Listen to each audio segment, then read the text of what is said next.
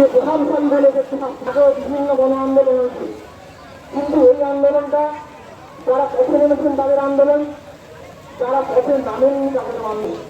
যে বাবা তার মেয়েকে রাস্তা আন্দোলন করতে পেরেছে, এটা কি ভালো নয়। ফলে এই আন্দোলন সকলের আন্দোলন, যারা পথে নামেনি। আপনাদের শিক্ষক সমাজে সবচেয়ে বড় দায়িত্ব, কারণ আপনারা আগামী দিনের নাগরিক তৈরি করছেন।